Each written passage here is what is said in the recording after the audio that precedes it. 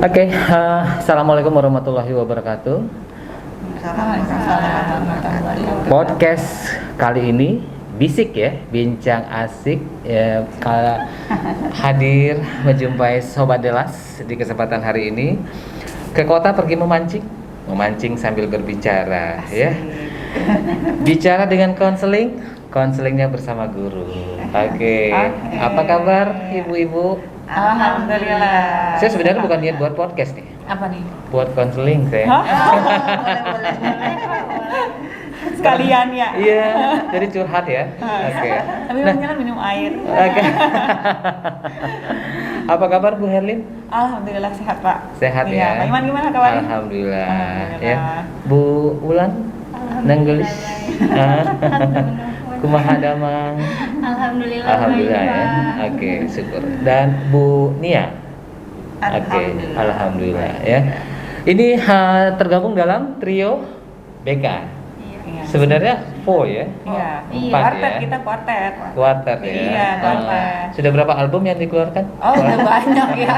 Itu udah banyak banget album ya. Jangan lupa dibeli Dealer. Oke, berarti harus di-subscribe juga ya albumnya ya. Jangan Album lupa subscribe juga nih. album foto. Kita punya ini Pak, punya medsos juga Pak. Oh iya. Boleh ada. lah di undang-undang Ada. ya. Ya, boleh. Undang-undang tapi nggak pakai dasar, undang-undang dasar ya. Iya. Baik, Bu Herlin. Iya. Guru BK ya. Kalau dulu kan zamannya saya itu BP ya. Kalau udah berhadapan dengan BK, aduh deg-degan. Kenapa? Karena identik dengan masalah, ya enggak? Bener nggak sih itu konsep seperti itu Bu Herlin? Kalau saya sendiri sih sebetulnya agak kurang setuju dengan masalah ya. Iya. Gitu. Karena bimbingan konseling itu tidak melulu seputar masalah. Bahkan sebetulnya yang ingin lebih ditonjolkan itu adalah dari tujuan BK itu mengoptimalkan potensi anak gitu. Oke, potensi yang digali ya. Betul. Kalau misalnya masalah itu mah ini ya, maksudnya insidental ya Bu ya sifatnya Pak. Jadi tidak seharusnya selalu masalah dikaitkan juga dengan BK, masalah dengan BK. Tidak seharusnya seperti itu. Justru untuk wadah dalam mengembangkan potensi anak itu mulainya sebetulnya dari BK gitu ya Bu ya. Makanya kan kita awal datang ke sekolah itu kita gali potensinya dengan minat bakat begitu ya.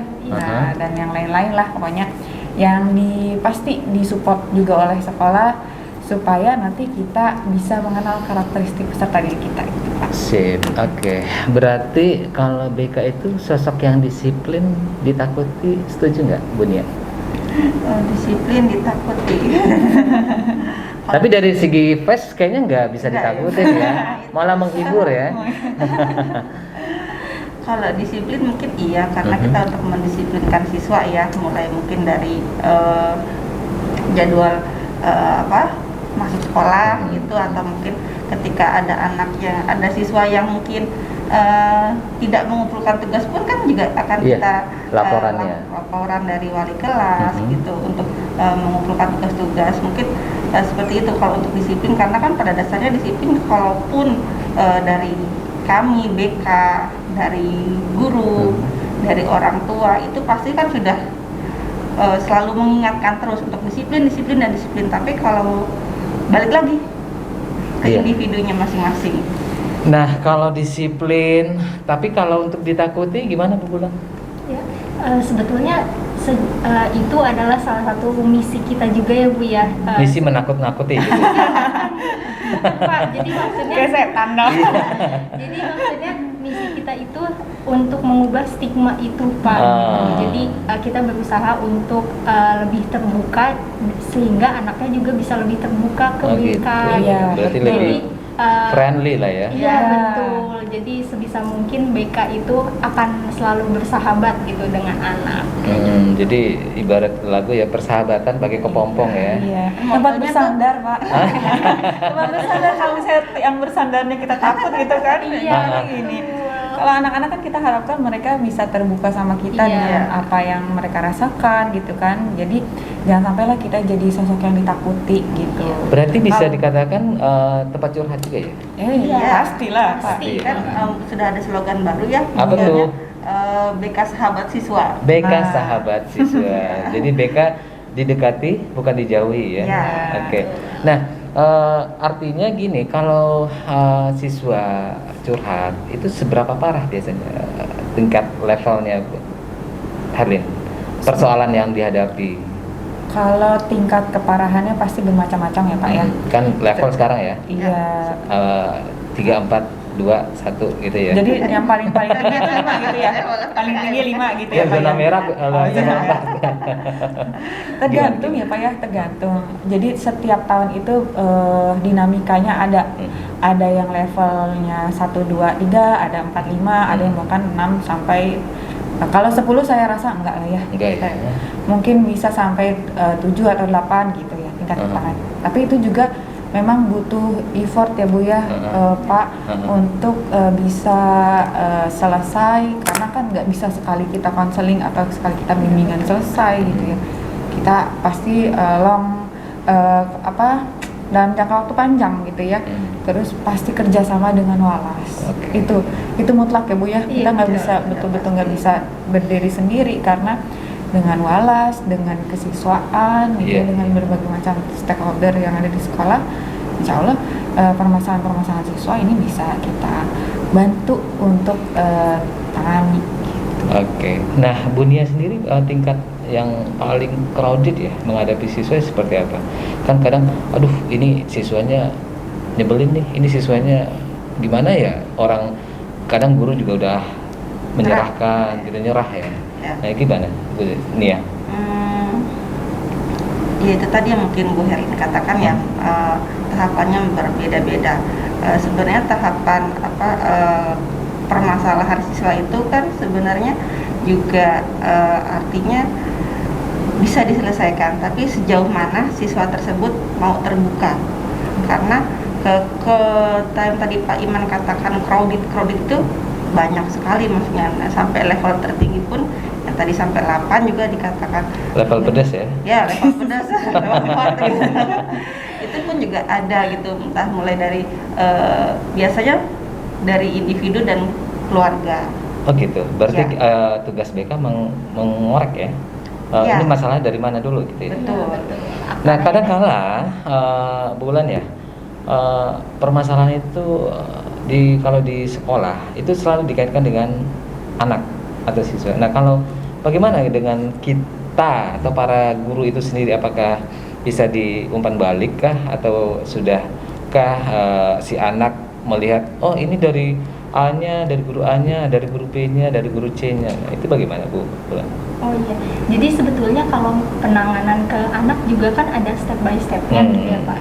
Dan kita juga sebagai BK sebetulnya kita gali dulu nih, kita cross check lagi akar masalahnya tuh dari apa gitu. Karena kan bisa dibilang nggak ada asap kalau nggak ada api gitu ya Pak. Jadi pasti kita cari tahu dulu sumber masalahnya itu apa, kendalanya apa, dan penghambatnya apa gitu. Iya. Jadi kalau misalnya sudah ketemu, baru bisa kita melangkah lagi ke selanjutnya gitu. Entah itu emang berdiskusi dengan sumber permasalahannya gitu, atau dengan hal lain gitu di step berikutnya. Oke. Paling gitu sih Pak. Dengan kondisi sekarang Bu Herlin ya, pandemi ya, itu permasalahan anak bisa terdeteksi nggak?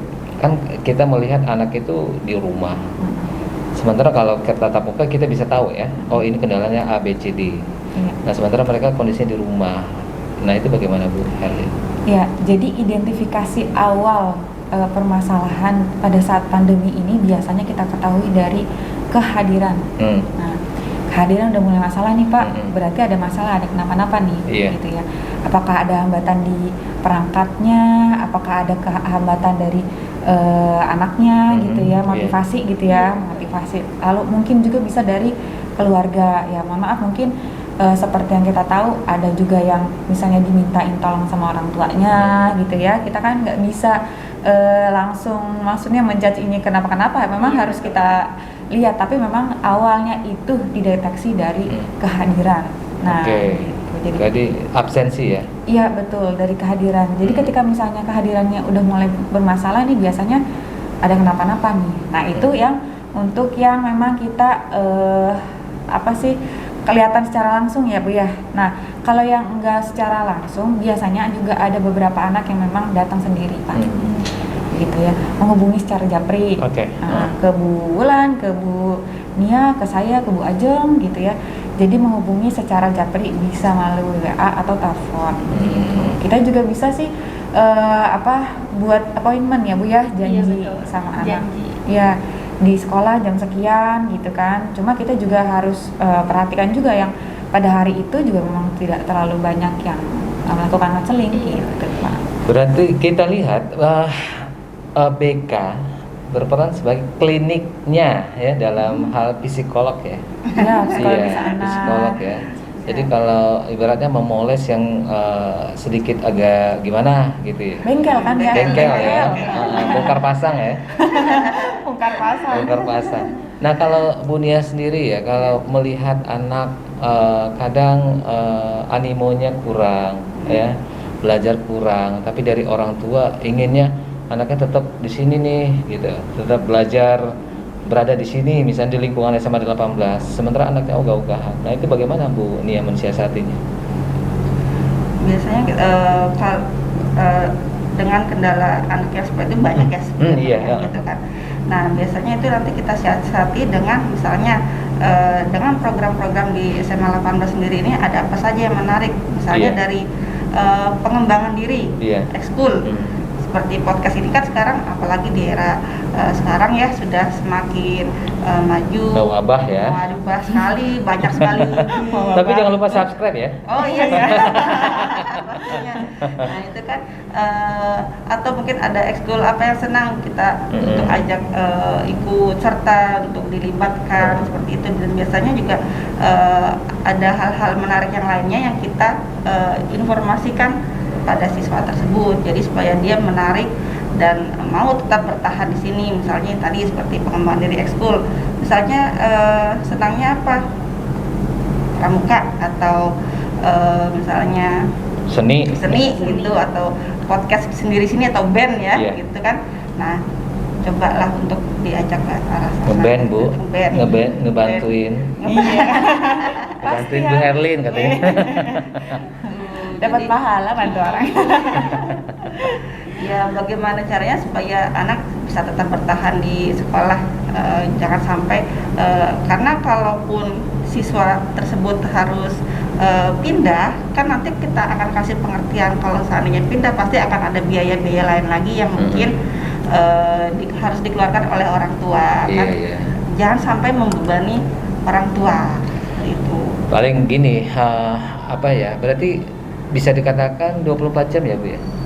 24 jam juga enggak kan namanya klinik ya.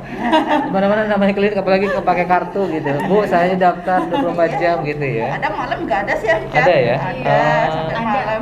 Tapi urusan diri sendiri nggak beres juga jadinya. Begitu ya Bu? WA-nya harus 2 Pak. Oh ya? Saya WA-nya 2 soalnya. Oh gitu, curhat juga ya sempat ya.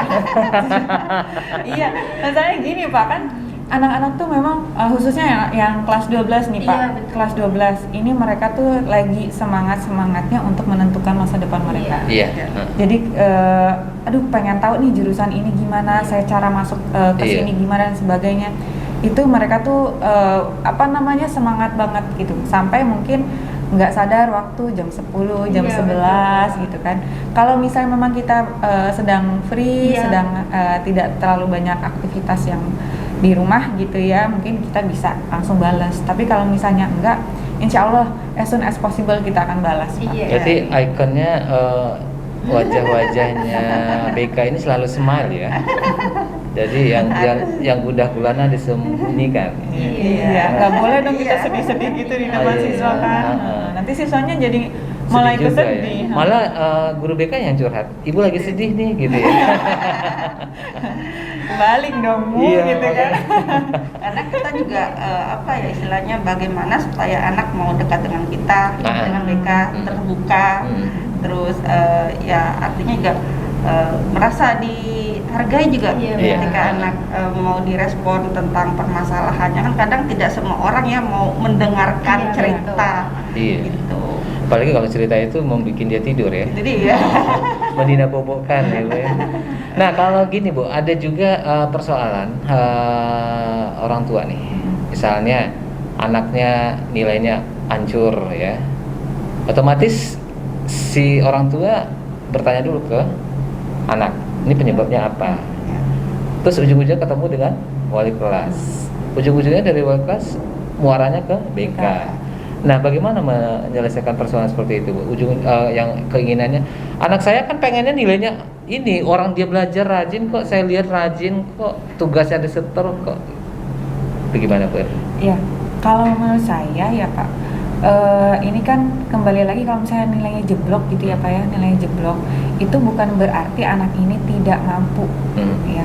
Tapi kita lihat dulu cara gaya belajarnya sesuai enggak gitu ya. Karena setiap orang itu punya cara tersendiri dalam menyerap informasi ya Bu ya. Iya. Jadi kalau misalnya yang senang untuk mendengarkan gitu kan, tiba-tiba disuruh nulis dan melakukan sesuatu langsung gitu kan, bingung juga ya. Iya. Tapi kalau misalnya yang suka dengan melihat visual gitu ya Bu ya, visual gitu ya, terus misalnya dijelasin sama gurunya secara ada gambarannya, animasi dan sebagainya, itu kan lebih nangkep gitu ya. Nah itu cocok juga dengan seperti itu. Jadi macam-macam Pak gitu. Jadi sebelum kita judge anak, jangan judge juga sih ya, maksudnya kita aduh ini anak tuh kayaknya nggak mampu di bidang mata pelajaran apa dan sebagainya gitu ya. Jadi jangan dulu seperti itu kan, tapi kita lihat dulu anak ini gaya belajarnya seperti apa. Lalu pada saat dia belajar dengan gurunya, dia terapkan itu atau enggak, atau nyambung nggak sih sama gaya mengajar guru gitu ya. Kadang kalau misalnya gurunya juga terlalu banyak ceramah untuk anak-anak yang visual, bingung Pak ya, betul. gitu ya. Kalau misalnya untuk anak yang auditorial masih nyambung karena kan dia senang denger gitu Pak. Berarti tingkat kepuasan siswa dibutuhkan juga ya. Dalam arti kata butuh angket. Iya pasti. Angket yang berbicara. Iya. Angket itu standar nilainya 1, 2, 3, 4 ya, paling tinggi 4. Itu macam-macam Pak. Tergantung dari inventory yang kita punya. Jadi angket itu bisa berupa ya tidak gitu ya, maksudnya skalanya gitu ya. Jadi skala 1 bisa Likert kayak gitu ya dan sebagainya. Nah itu sebetulnya kita ketahui pada saat awal ya Bu ya, penerimaan siswa baru atau peserta didik baru gitu. Oke, berarti artinya guru BK sangat berjasa sekali ya. Dalam arti bisa dikatakan gini loh, saya punya peribahasa ya. Ke perpustakaan membaca buku ya. Ketika bicara harus berbisik ya. Mengajar selalu guru BK-ku ya. Semoga dibalas yang lebih baik. Amin ya Allah ya Rabbal Alamin. Jangan lupa ya fee-nya ya. Siap, apa nih? Oke Sobat Delas, bisik bincang asik semakin asik ya bersama tim BK di kesempatan hari ini. Jangan lupa subscribe-nya ya, tentunya ditunggu ya. Jadi demikian Bu Helen, terima kasih ya. Terima Hatur kasih nuhun, banyak banget. ya. Hatur nuhun, Mudah-mudahan terima kasih. betah untuk saya undang lagi ya. Oh tentu saja. Nanti kita bisa Bu ngobrol Ulan, lagi. Iya. Siap, Pak. Mudah-mudahan Terima kasih. banyak siswa yang makin merapat ya. Curhat. Merapat apa nih Pak? Curhat. Oh gitu. curhat. Soal sekolahnya Oh, ya. iya. Bu Nia, semoga banyak juga siswa yang mengantarkan ibu pulang ke rumah. Bu, bareng Bu, gitu ya. Ada kan seperti itu ya. Oke, hendak pergi diriku gundah, mata berair, tangan disaku. Meski saatnya kita berpisah, selalu di hati guru BK-ku ya. Assalamualaikum warahmatullahi wabarakatuh. Subscribe. Waalaikumsalam warahmatullahi wabarakatuh.